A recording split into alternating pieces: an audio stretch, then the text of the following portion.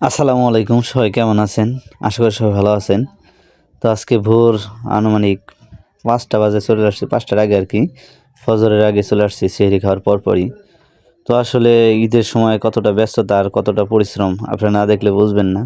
তো দেখেন ওই নদীর ওই পাশ থেকে আর এই পাশে আর কি খাল। তো এই পাশ থেকে মুরগিগুলো খামারটা আপনার ওই পাশে, ওই পাশ থেকে মুরগিগুলো মাথায় করে এসে এই পাশে গাড়িতে উঠাইতে হইতেছে। তো আসলে ঈদ আসলে যে সবারই আনন্দ হবে এরকম না।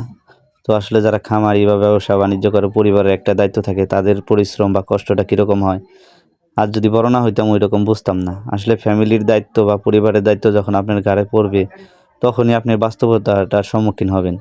আসলে শুধু পরিবার সুখের জন্য কিন্তু এতটা কষ্ট করা বা পরিবারকে একটু ভালো রাখার জন্য ঈদের সময় একটু তাদের মুখে হাসি ফোটানোর জন্য এতটুকু কষ্ট। তো দেখেন এত ভোরে আসছি, ভোরে আসার পরও দেখেন এখন চারপাশটা অনেকটা আপনার পরিষ্কার হয়ে গেছে। তো অন্ধকার সময় থেকে শুরু করছি মুরগিগুলো আনা। তো আলহামদুলিল্লাহ, তবুও আল্লাহর কাছে শুকরিয়া, সবশেষে যেন ভালোভাবে মুরগিগুলো পৌঁছাতে পারি। তো আজকে যে মুরগিগুলো নিতেছি এগুলো ঈদের একদিন আগে, তো আজকে এই মুরগিগুলো নিয়ে যাও আপনার তোরা। তো আমার নিজের দোকানের জন্য মুরগি নিছি, প্লাস এখন এই মুরগিগুলো তোরা নিয়ে পৌঁছাই দিতে হইব। তো আসলে আপনারা যারা মনে করেন যে আসলে খামারের লাইফটা মনে হয় যে মুরগি লালন পালন করবো, মোটামুটি একটা টাকা ঘরে আসবে, ভালো একটা প্রফিট হবে, আসলে তা না।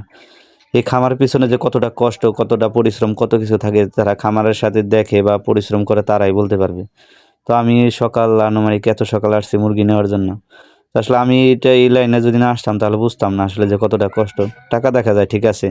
তো আলহামদুলিল্লাহ, আল্লাহর কাছে লাখ লাখ শুকরিয়া যে আসলে এবার যারা খামারি আছে তারা মোটামুটি একটা ভালো প্রফিট পাবে আর কি, লাভবান হবে।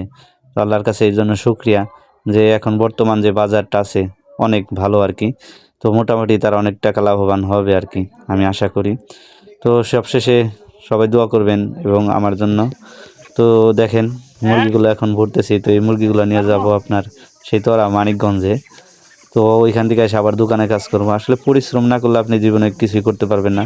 সবশেষে একটাই কথা, যে আপনি যেই কাজই করেন মন দিয়ে করেন, পরিশ্রম করে করেন, তো অবশ্যই আল্লাহ আপনাকে ভালো কিছু দিবে। তো সকলেই ভালো থাকবেন, সুস্থ থাকবেন। আজকের মতো এই পর্যন্তই। আসসালামু আলাইকুম।